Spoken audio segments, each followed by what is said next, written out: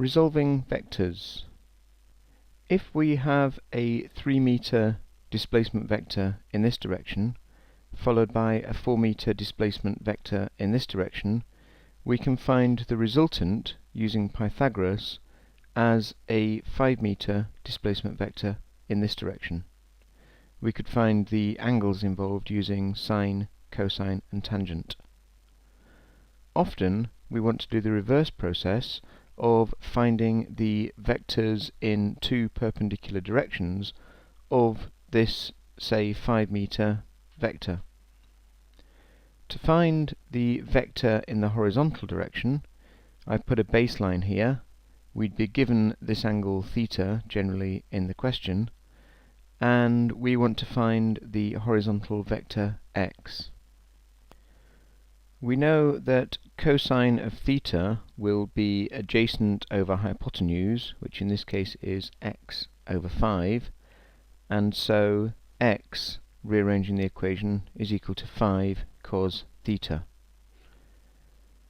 To find the vertical component of the displacement, y here, well, sine of theta will equal opposite over hypotenuse, which is y over 5.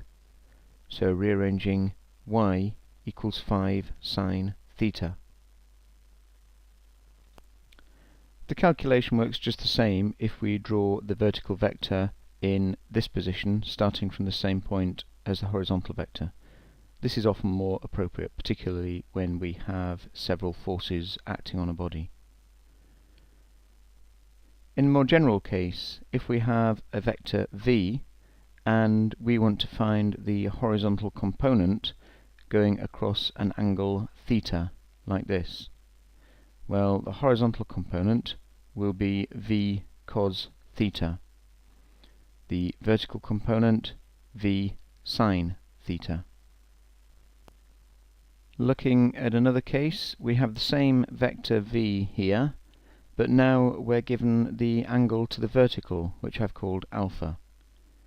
If we want to find the vertical component, it will be v cos alpha. Remember, in the previous case where we had the horizontal angle, this became v sine theta.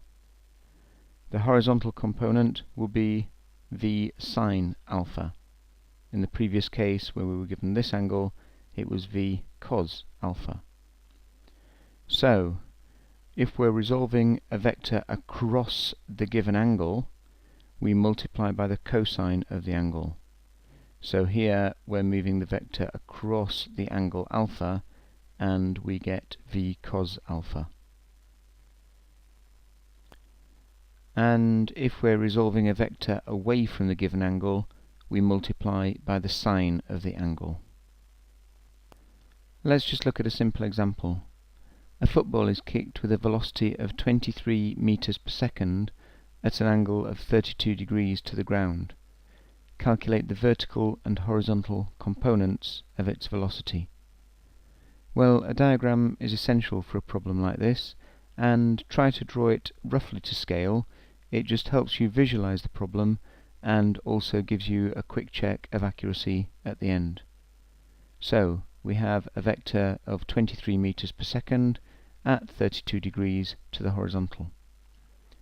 The horizontal component, indicated by an arrow here, you'll see I have my arrow coming directly below this one, will be across the angle, so it is 23 cos 32 degrees, which gives an answer of 19.5 meters per second, which seems roughly correct.